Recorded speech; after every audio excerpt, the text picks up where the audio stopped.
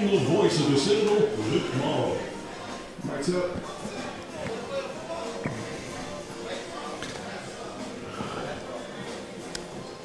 And we welcome you back to the Sportsbook of Charleston here in North Charleston for the Coaches Show. As we talk Citadel basketball over the next hour. Coaches Show brought to you by Cutwater Spirits.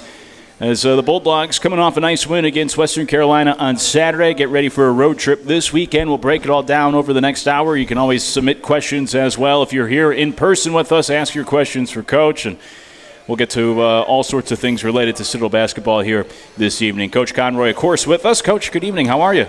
Doing great. Great to be here, especially after a fun Saturday win. Yeah, certainly. Nice win against Western Carolina. Let's talk about that. You'll be playing the Catamounts again here in a couple of weeks, so we'll get to know Western Carolina real well this month. But, we were here a week ago getting ready for those two games last week, ETSU, Western Carolina. And to focus on that positive, the win against Western Carolina, coming off the losses previously, Sanford, Furman, Wofford, ETSU, to get that win against Western Carolina on Saturday, I'm sure it felt great to get back into the win column, especially now with some more road games coming up. Well, it did, but I was really proud of our guys and how they bounced back. And a win is always very nice, obviously, but the way we won the game, the way they approached the game, hopefully they really got some confidence in a formula that we've been trying to work toward all year. We're really stingy on that defensive end, take care of the basketball, compete on the glass, and really take good shots. And I thought we took good shots throughout the night. Unfortunately, we didn't make many of them earlier, but our defense kept us in the game. Our ability to take care of the basketball, we had 2 turnovers the entire first half, allowed us to be in a position down the stretch where we could really execute. And I thought our guys played very smart in the second half. Fewest points allowed by a Citadel team in a conference game in a couple of years. I know after the loss on Wednesday to ETSU, when your team surrendered 96 points, when you came on the air in the postgame show, you really stressed that defensive performance against ETSU. Well, then you responded Saturday against Western Carolina, holding them to just 61 points. Their three-point percentage was way down compared to what they've been shooting this year. So not only the victory, but I'm sure you were impressed or pleased with the bounce back defensively as well from your team on Saturday.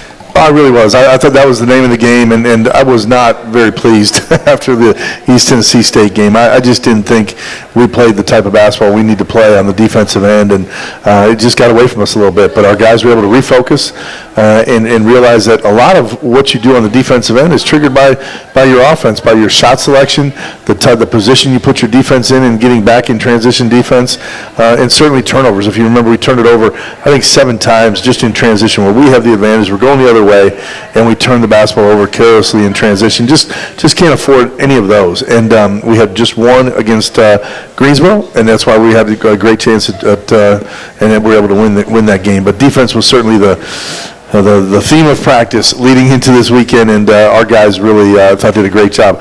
You mentioned Greensboro. They came in averaging 10 threes a game. And we made them really work, I thought, and really took away their three-point game. And so that was just a terrific effort on all our parts. In fact, I think their first 2 threes were off wild, scramble, loose ball type plays that they just happened to come up, and get free on. But they were having a hard time getting free by themselves on the offensive end. Yeah, they sure were. That was the interesting thing, to compare Wednesday to Saturday. The things that maybe didn't go well Wednesday, your team bounced back and cleaned up those areas, played much better. You mentioned the turnovers. 20 turnovers Wednesday, but then you came out, I think you had, 2 turnovers in the first half on Saturday. So a lot of those areas, defense, taking care of the basketball, some of the things that may have plagued you guys on Wednesday certainly were cleaned up for Saturday. They certainly were. And even our turnovers, we ended up with 7, which is a good number, but on Saturday. But even those 7, many of those were dead ball turnovers where they couldn't score them. There was an illegal screen by A.J. Smith, I believe. There was another one where we just kind of threw the ball, out of bounds in the backcourt, just a miscommunication, but it wasn't really forced by the defense. And so they weren't able to get points out of those turnovers.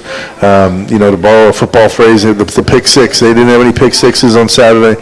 Any momentum swingers by us being careless with the basketball. So great effort by our guys. And I will tell you, Western Carolina, their point guard is terrific at pressuring the basketball.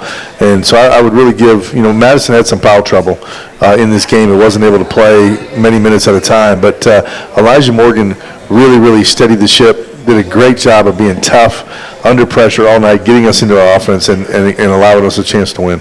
Yeah, that Catamount team, last year they only won 5 conference games. This year they're picked 3rd from the bottom this season, but They're 3-3 now in the conference. They have some good wins. This is a pretty good Catamount team that you guys face. Well, I was really impressed with them on tape. You know, they won. They beat Furman pretty handily, double-figure win, I believe, and then they went to East Tennessee State and won by 12. You know, a team that really gave us fits, obviously, the game before.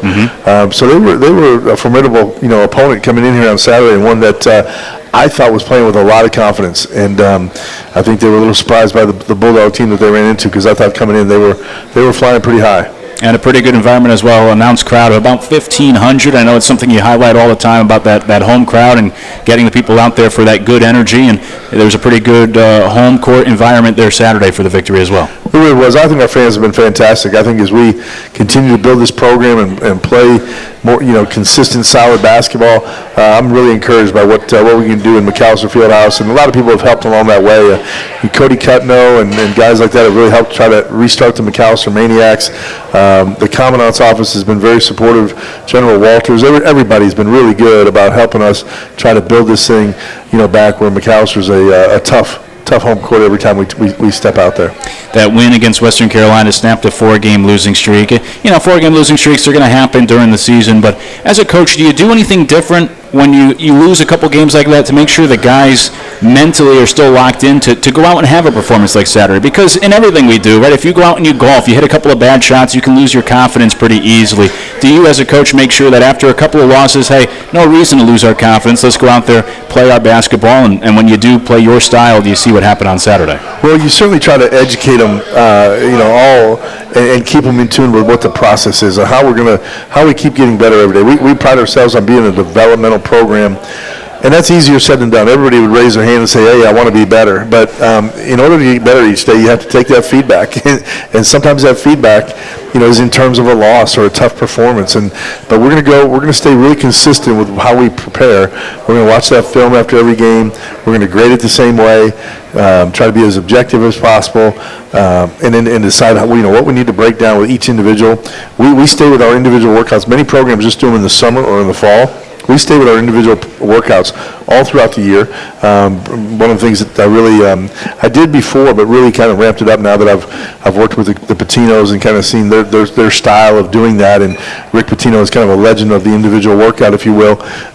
So we do those all through the year, so we really get that individual time and try to keep their confidence up through that, but then bring them together as a team every afternoon in practice. And you know, I think the message was more so, you know, we just have to stick to the process. Good things are going to happen. Tough times don't laugh. Tough people do. And if we're about anything at the Citadel, it's about showing up every day, putting our work in, and believing that in the end, that's going to make us stronger and better prepared, and good results are going to follow. Yeah, that's certainly true. You want to talk about tough people getting through tough times. You got plenty of them there at the Citadel that can get through a little bit of just a little losing streak to get that win against Western Carolina on Saturday. 65-61 for the Citadel at home. Nice win. And the Bulldogs now, after that, have to hit the road for the next few at UNCG on Thursday. Big game against VMI on Saturday. We'll talk about that coming up, of course. And then back to Western Carolina on the road to return the visit to Cullowhee. So get to play the Catamounts twice here in just a couple of weeks in the month of January here in conference play. We'll talk about the road trip coming up, talk about some of the certain Bulldogs. We'll highlight some of the players for the Citadel. Stephen Clark has been on a tear in conference play. We'll talk about that coming up and plenty more here over the course of the Coach's Show. You can always submit questions as well for Coach that we'll get to later on, but plenty to discuss with the Citadel basketball team coming off a nice win against Western Carolina on Saturday. We'll take our first break. It's the Coach's Show here from the Sportsbook of Charleston in North Charleston. Coach's Show brought to you by Cutwater Spirits. We'll be back with more after this here all across the Citadel Sports Network. You're already a member. Thank you.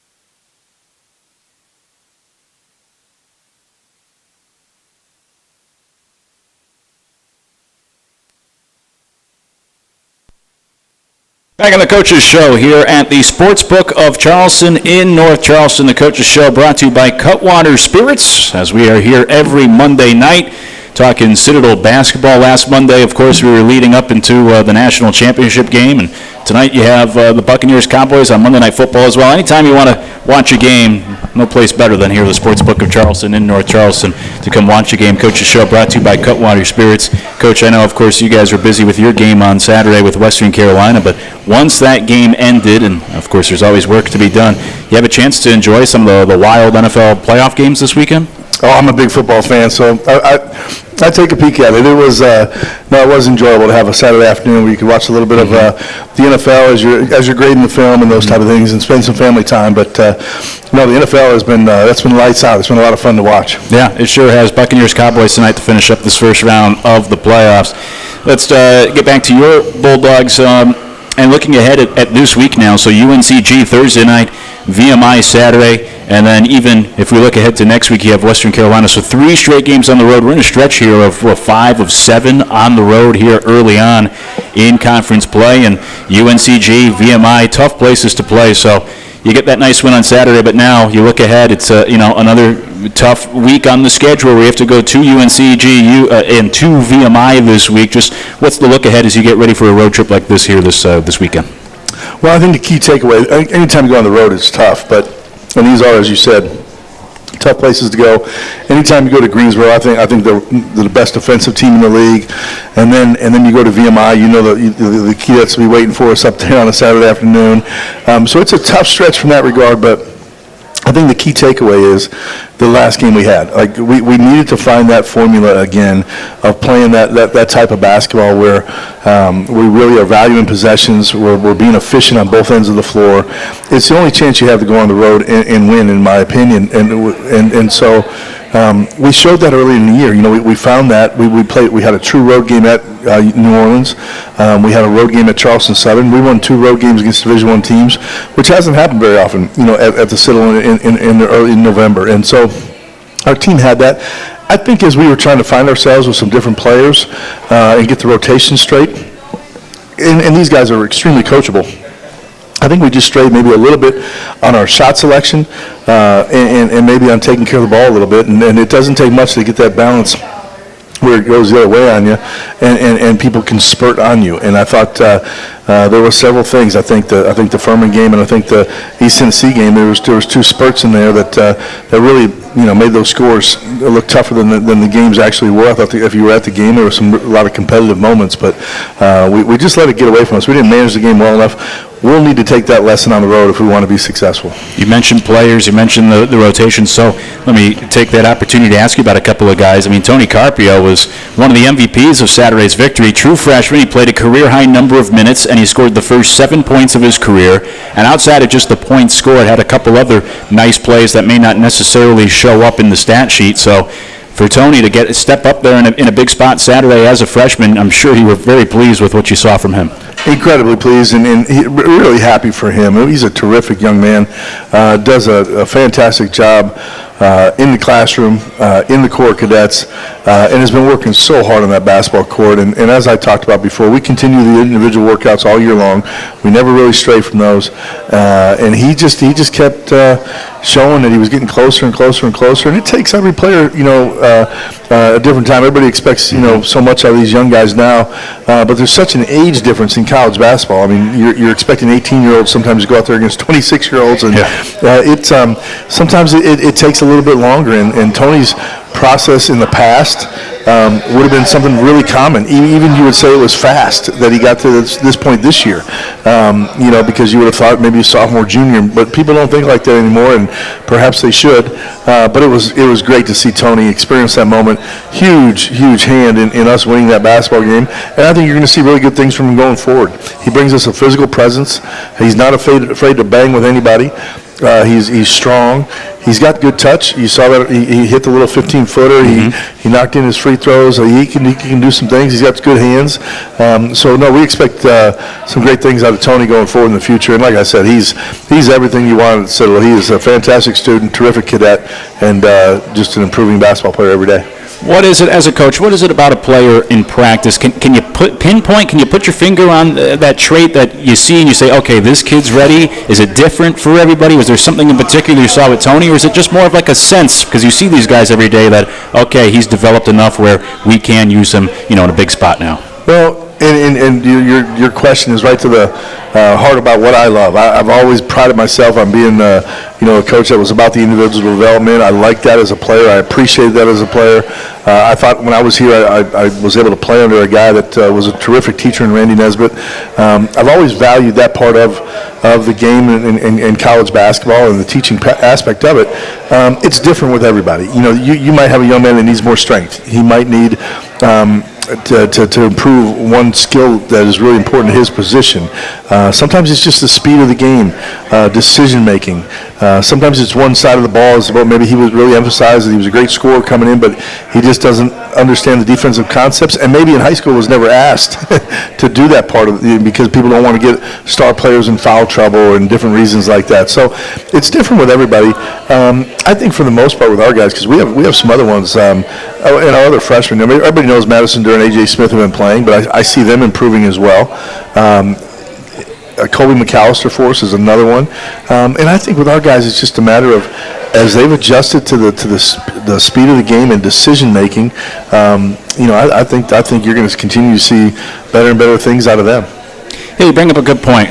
Two things that tie together. Number one, as you said a moment ago, right? We've lost patience in everything we do as a society. So college basketball is no different. You want these kids, as soon as they walk on campus, to be ready to go and handle the college game in a big way. But you just mentioned quite a few freshmen that you're getting good output from this year, whether it's Madison Durr, who was your starting point guard the very first game against Clemson. A.J. Smith has given you some big minutes. Colby McAllister has played some big minutes for you. Now Tony Carpio.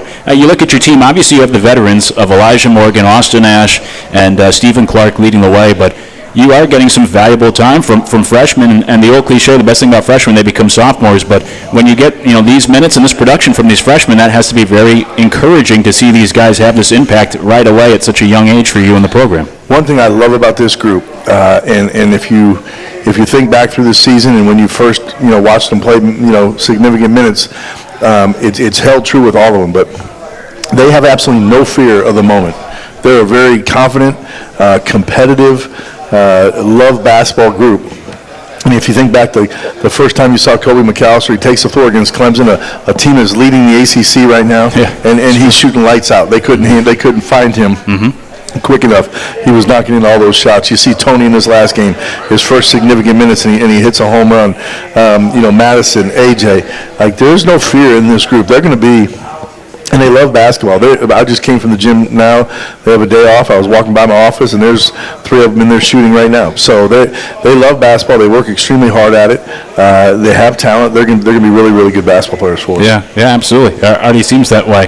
And to highlight a couple of guys, and with no intent of leaving certain people out, but looking at the team, Jackson Price, I've asked you about him before because it really is remarkable when you talk about development. Last year he made 1 3 the whole year. He was something like 1 of 16. This year he's shooting over 50%. And it's not 3 out of 5. It's a pretty big sample now. We're up to about 30 attempts this year. He's a 6'8" forward shooting almost 60% from beyond the arc. But he has scored in double figures in 4 of 6 conference games. So obviously you're going to have your Clark, you're going to have your Ash. They're going to score for you. But it seems like Jackson Price is developing too as a third option for you here in conference play these last couple of weeks. No question, and he, another young player without a lot of experience coming in, and it just took him a little bit of time to understand.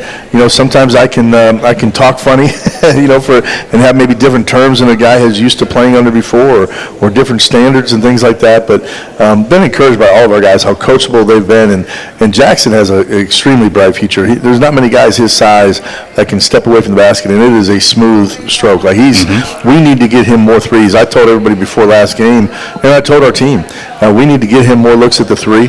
We did a good job of doing that this game, but even so, I think the first 2 or 3 times that he was open on the perimeter from 3, we kind of threw. We found him. We were unselfish. We threw the pass, but it wasn't really a strike. It wasn't. He had to kind of reach to catch it, or it took him off balance. We need to do a better job of finding him as quickly as we can on the perimeter, because for other centers to guard him, it is not an easy task to keep up with him when he starts playing inside out. I was as much encouraged by his threes as I was. He had a left-hand finish off the glass just near the basket, but I think it was a dump down from Stephen Clark or maybe Madison, but if he starts finishing around that basket with his ability to shoot the three, with his continued learning of spacing and how we want to play, he'll be a dangerous threat this second half of the season.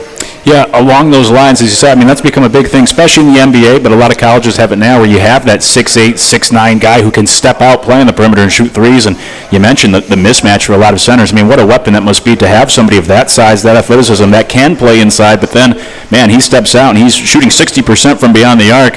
What a weapon a well-rounded player like that can be for you.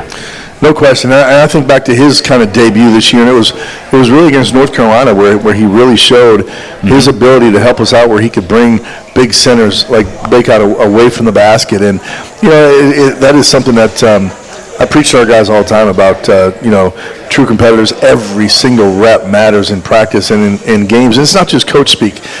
You think about how valuable those reps were in a game that we did not come close to winning at North Carolina, but every one of those reps and the confidence it's led to for Jackson now going into the rest of the season. So you never know when that breakthrough moment's going to come, but if you keep playing hard and treating every possession as valuable as it is and something that can be learned from, then good things are going to happen. Last player I'll ask you about, at least for now, I have to highlight Stephen Clark. I mentioned this on the radio in Saturday's win against Western Carolina, but his points scored has gone up in every conference game. He keeps taking another step up. And he went for a career-high 27 Wednesday night in that loss, and I thought, well, maybe we'll have an end to this trend because that's going to be hard to outdo. And then, of course, he did on Saturday with the career-best 28th point coming on the free throw that essentially sealed the victory on Saturday. So 28 points, a career high for Stephen Clark on Saturday, just days after 27, which at the time was his career high on Wednesday. Then also 8 rebounds. I think he had 5 blocks on Saturday. He's top 10 in the conference in points, rebounds, blocks. He passes well for a big guy. So I ask you about him all the time because, well, of course, he's been such a great player this year. But Stephen Clark, every conference game so far, scoring more and more points. It seems like he's getting better even as the season's going on for you. He's another one. I think he's really bought into how we approach every day and the development piece of it, and then also how we run offense and how we want players who can play all over the floor, and we really encourage and teach them that way. That we train almost everybody like a point guard, where they're dribbling and handling the ball, making decisions every day, and then putting them in spots. I always think as a player, the most frustrating thing is to work on something and then not get to do it in the game. And so if our guys are in that gym working on certain things, I'm going to fight for a way to let them showcase that during games. And Stephen, it's fun to answer the question about him every time we talk about it because he seems like a different player every time we answer the question. He's evolving right before our eyes, and he was a good player, but he's just taking it to another level all the time. And I think right now his leadership, I think his patience with the basketball and his dribbling has taken another step, and now teams are going to have to make a decision. Are they going to double Stephen and perhaps leave other guys open, and then it'll be a chance for other guys to shine, or are they going to continue to let him play one-on-one down there, which they're seeing is a very dangerous proposition? Yeah, it's just crazy. He gets on these rolls these last couple of games, especially in the second half. He scores a lot of points, but Saturday he shot 10 of 20. I don't have the numbers in front of me, but in the second half I think he was even better. He goes on these rolls where he makes 5 straight shots for you, or he makes 7 of 10, and he just seems unstoppable. So when Stephen Clark gets going, we've only gone halfway through the conference schedule, but I don't know if there's a lot of guys that can try to slow him down once he gets going around the rim. Well, and he would do the same, but I would credit his teammates too. They do a great job of really being unselfish and finding him. And we got a couple of guys, Elijah Morgan, Austin Ash especially, terrific post feeders. And I think those guys, having come from Power 5 schools, Notre Dame and Iowa, and Austin especially playing with Luka Garza. Yeah.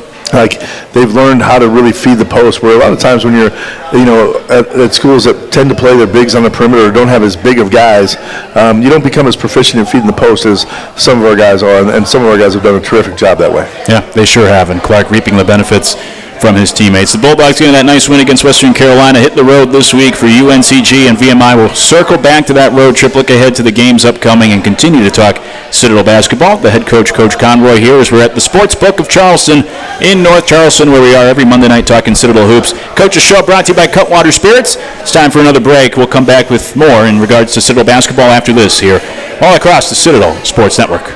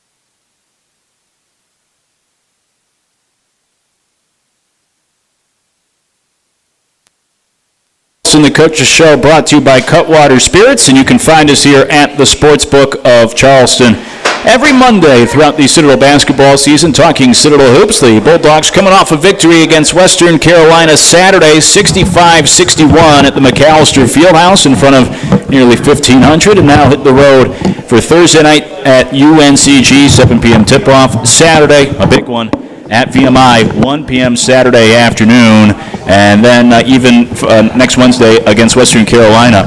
Bulldogs are not home again until January 28th, but the good news is that begins a home stretch where the Citadel will play 4 games in about 8-day period at home there with Mercer, Chicago State out of conference, VMI, UNCG, 2 of the teams the Bulldogs have to face on the road this week. So at UNCG this Thursday, at VMI on Saturday. Coach, let's talk about this week.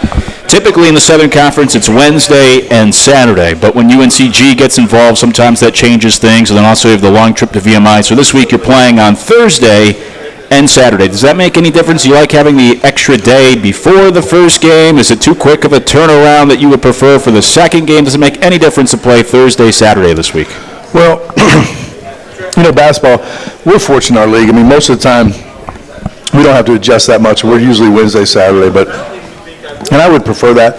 The guys get on a consistent schedule of Sunday being an off day, 2 days to prepare for each opponent. When you say UNCG and then you're traveling to VMI on Friday, and then you're turning around playing a 1 o'clock game, it really is a quick turnaround. It does help on that trip back to get them back. At least we'll get it, sometime during the night on Saturday, and get a full day's rest on Sunday to start the next week. But the preparation for that does make that a tough trip, and it's been tough on the Citadel. I know we found success here last year, but it's been a tough trip. And one of our guys, this is going to be a heck of a week. Our guys are going to have great practices tomorrow and Wednesday, and really prepare and be focused and come up with some great efforts. We're going to need that bench that we've been developing. At some point during this weekend, we're going to need some major minutes out of some guys. I know every game is, the next game is the most important game, right? And you don't want to look ahead. You have UNCG first before you have to go play VMI on Saturday. But I always think back to every football season as we get ready for Citadel football. We always talk about Furman, Wofford, and especially the game against VMI. When we go to VMI for basketball, that place is always crazy. It's sold out. The students are going crazy, swinging towels, banging the rings, making noise. This game at VMI, is that one of the games that even as a coach, do you kind of circle it? Do you look forward to that one, maybe even a little more than the others, to go to VMI knowing what this rivalry and that environment is like for these schools? Well, I guess because I was a player in the league and then back here again coaching, but also I coached at VMI, I coached at Furman as an assistant coach at both places. So I love the Southern Conference. It's in my blood, if you will. And all 9 schools. I get excited for every one of those games. I really do. And I love the fact that we play everybody twice. I think it's just a terrific league. And so I get fired up for all of them. I'll be excited to go to Greensboro. I know I have just great respect for how hard they play and how hard that game is going to be, and a chance for us to get a win up there. I remember the last time I was here, I brought a group of freshmen up there, and we got drilled pretty good.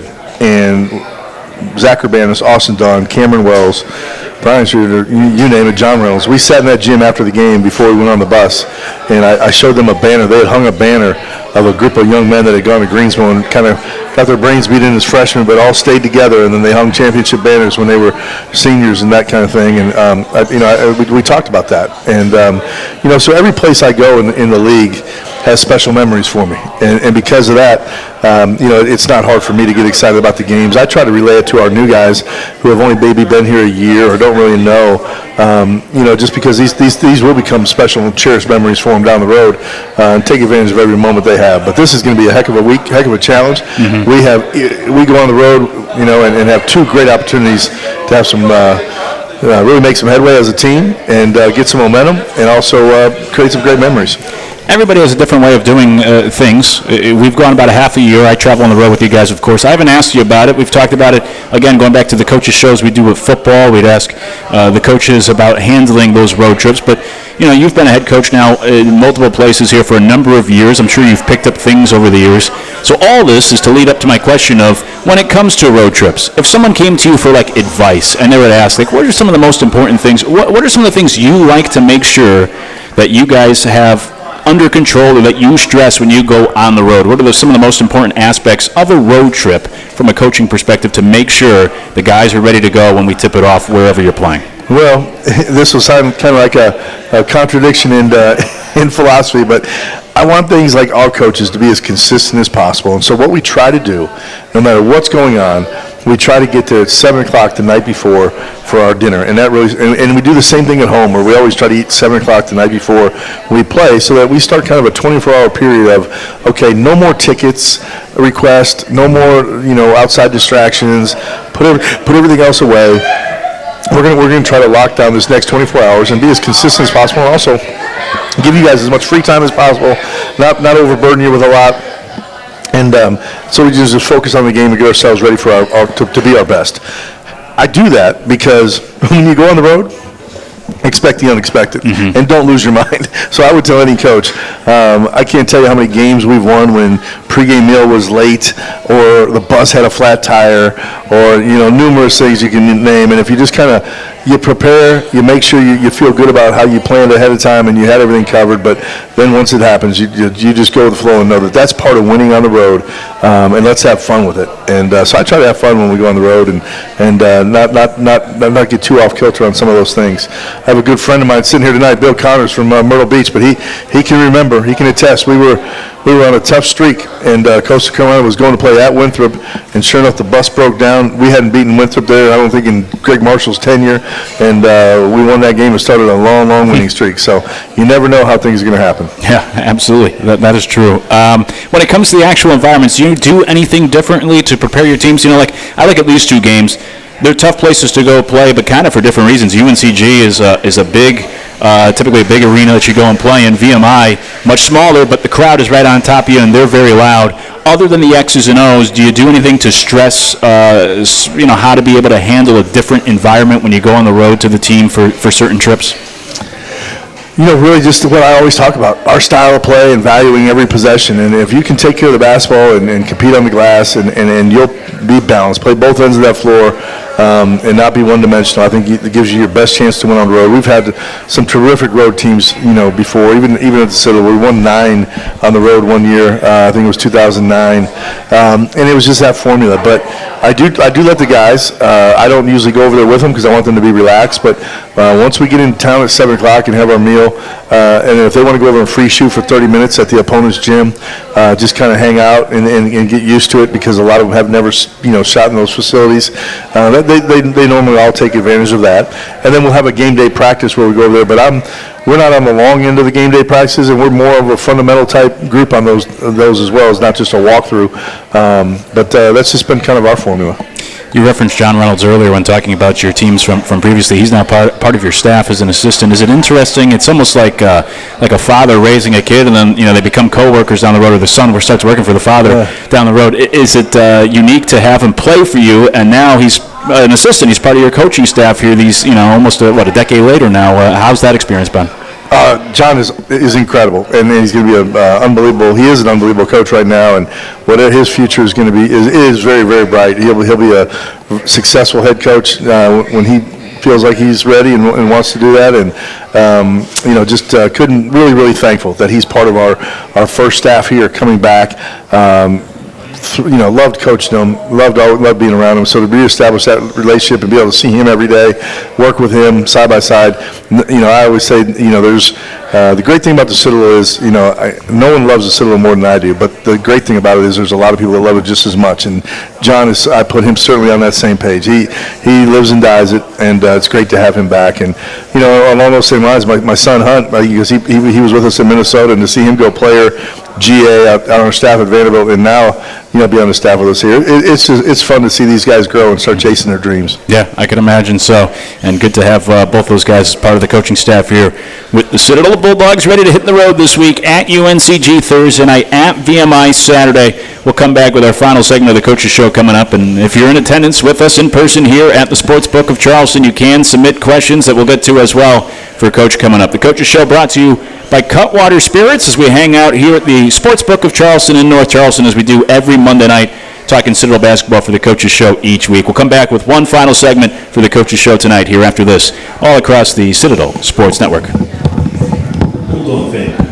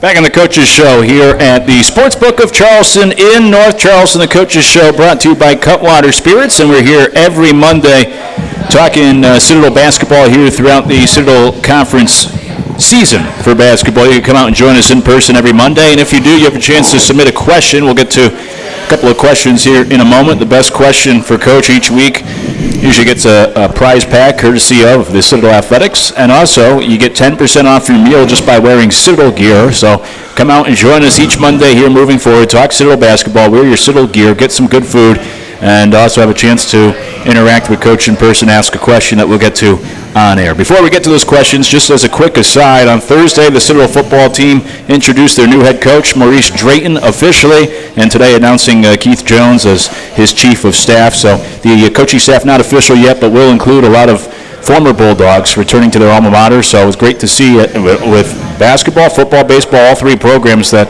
are not only being led by coaches who played here, but also a lot of members of the coaching staffs too as well. So a lot of Bulldogs returning, and the football program will be no different now, being led by Maurice Drayton, and also Keith Jones, who graduated in 1975 with the Citadel, brings in decades of coaching experience, joining Coach Drayton as well. And Coach Drayton was at the game Saturday, addressed the crowd. So nice that his first game back was a Citadel basketball victory as well on Saturday. Good omen for the future. There you go.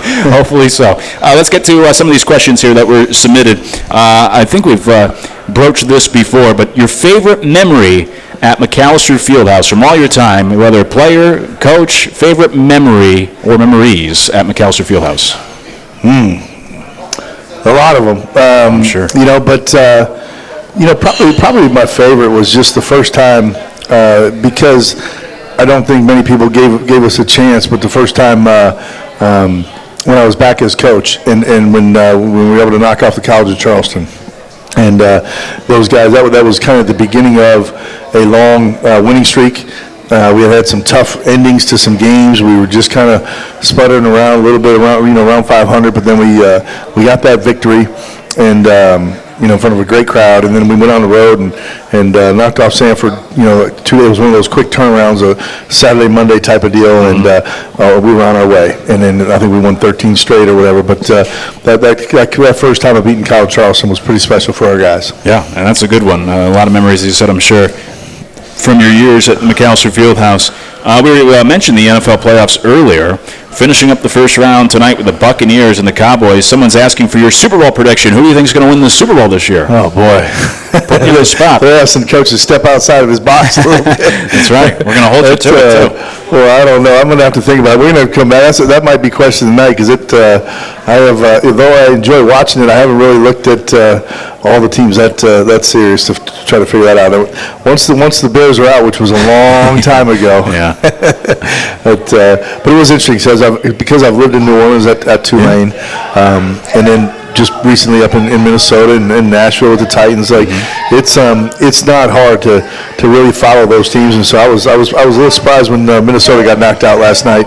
I know those fans up there are a little disappointed. Yes, absolutely, very disappointing. Typical for the Vikings, unfortunately, but nonetheless disappointing. We've talked about this before, but someone asked, how is it coaching? We referenced him earlier, but how is it coaching with your son Hunt to have him as part of your coaching staff here? Well, just like, first of all, extremely grateful and thankful for the opportunity. It's a lot of fun. In coaching, obviously, we miss a lot of family time, and whether it's and like a lot of people do in their professions, but to have one where every day I can go to work with my son and work on things, and whether it's a game plan and see that come through, and see his maturation as a coach right there, sitting right next to me on the bench.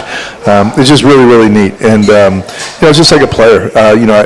Obviously Hunt was on this campus as a child, and so Citadel was in his blood. And then even though he didn't go here, but then I've been able to be with him the last 3 stops, and so this is to see him go from player to GA to now on the staff, and just his input and what he does for us on a daily basis, his relationship with our players.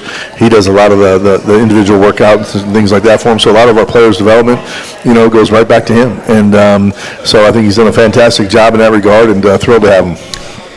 Obviously, you played at the Citadel, you played college basketball, you got into coaching, your kids are into coaching now, so it seems like a natural path to follow.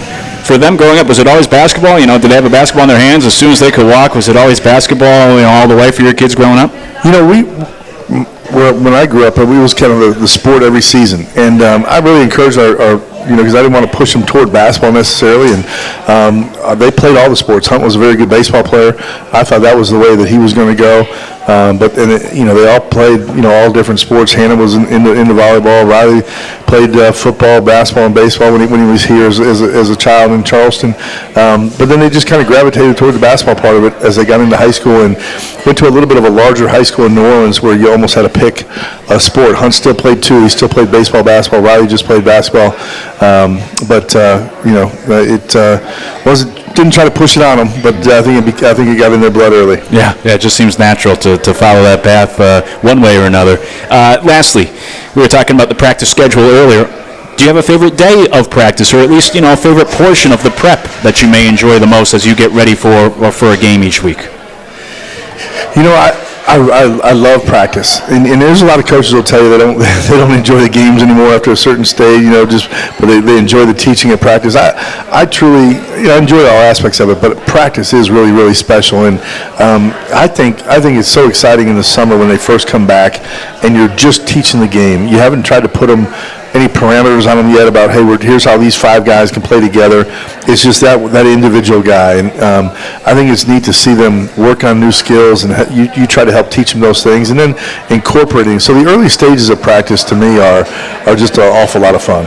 To that sense, do you enjoy, like the clinics that a lot of times coaches get involved in the summer where not necessarily college kids, but just kids from the community come out? I'm sure you enjoy being able to, to teach the fundamentals to some of the younger players as well.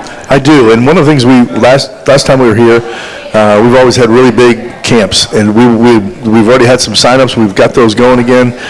We haven't really been into the camps the last maybe decade or so at the Citadel like it used to be, but we will be back to that. So anybody who's listening out there that wants to sign up their young boy or girl for camp, please do, our staff will be there ourselves. We'll be out there teaching every day, myself included, because we do love that part of it. Yeah, that's always a great thing. Growing up in Connecticut, I went to Jim Calhoun camp. That was always a thrill each summer, so those are always a lot of fun and a great opportunity for the kids to learn. You just don't want to make Coach Calhoun mad. Now, I've coached with him before. That was one guy you don't want to get on his bad side. Yeah, you're not kidding. And yes, there was a couple of kids that away from the basketball court because it was a sleepover camp. Ooh. And sometimes kids would run along his bad side there. And Coach and I had coached over in Japan together. Oh wow. Yeah, he's intense. Sure is. Only a couple minutes left, so as we look ahead, those were the questions submitted. Again, if you ever come out and join us in person each Monday here at the Sportsbook of Charleston, you'll have a chance to submit a question in person yourself, and the best question of the night gets a prize pack. And again, if you come out and join us and you wear Citadel gear, you get 10% off your bill as well. So come out at the Sportsbook of Charleston each week, talk Citadel basketball with us, hang out, and in a case like tonight, you can hang around for the football game as well, the Buccaneers and the Cowboys kicking off. The spot always a great place to watch a game. Only about 3 minutes left here, so as we look ahead to this week, UNCG, VMI, I'm sure we've already touched on some of the things, but for a road trip like this, for these matchups, what are some of the things you want to make sure you stress to the guys? I always ask you for keys. What are some of the things you're looking for from your team this week to try to get a couple of big wins on the road with UNCG and VMI this week? Well, for UNCG, they have tremendous quickness and are really committed on that defensive end. This will be as tough a game as we played this year to where we have to make sure we take care of that basketball and we get our offense flowing where we can continue to get those good looks we've gotten for Stephen Clark and Austin Ash and others. This is going to be a tough challenge in that regard. And then VMI, I think simply handling the emotions of the crowd. And again, being able to get into offense when maybe there's a noise level in there that we haven't had in every game. Kind of touched on this earlier, but even like when you reference that College of Charleston game that really propelled the team and got you moving forward, when you get a win against Western Carolina at home, how important is it to get that win? Specifically, of course, you always want the wins, but specifically when you have these tough games coming up on the road, how nice is it to have that momentum and that confidence to get a victory before going up against the challenges this week? Well, confidence to me has always come from demonstrated ability, and we demonstrated the ability on Saturday to play the game the way we need to play it in order to win on the road. So not that it's the same environment or the same team we're playing. Every game brings its own unique challenges, but at least our guys were able to demonstrate the formula, and they know it. And now our challenge is, can we go out there and duplicate it? UNCG over the past couple of years has always been a really tough defensive team. I haven't started my prep. I haven't dug in yet, but do you expect something similar to UNCG? Are they still very tough on the defensive end? Very tough, very quick. Be tough to get penetration on them. They switch a lot of things because they're so versatile in their matchups, and just makes it tough to find space and get a flow to your offense. But we'll work these next couple of days, and hopefully we'll be ready. Well, if you're in that area, come out and see the Bulldogs. If you live in North Carolina, or Greensboro's not the furthest drive if you have a day off at the end of the week. The Bulldogs are playing at UNCG Thursday, and then a bit of a hike, but it's always a fun game, to VMI Saturday afternoon, 1 p.m. You can, of course, watch the games on ESPN+. You can listen to them as well all across the network.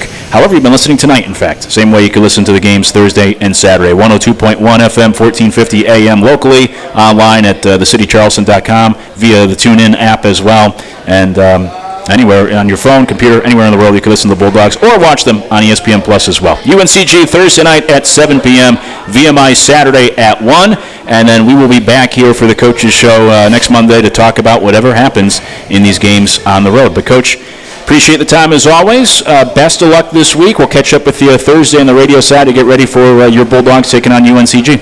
Thank you. Go Dogs. Certainly. That's Coach Conroy joining us, as always, for the Coaches Show.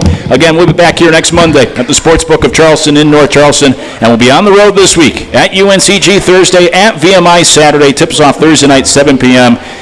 Join us on the radio side on ESPN+. However, root on your Bulldogs from wherever you are, and we'll see you back here next Monday for the Coaches Show, brought to you by Cutwater Spirits from the Sportsbook of Charleston in North Charleston. In the meantime, talk to you Thursday night, the Citadel and UNCG, with coverage beginning at 6:30 right here all across the Citadel Sports Network.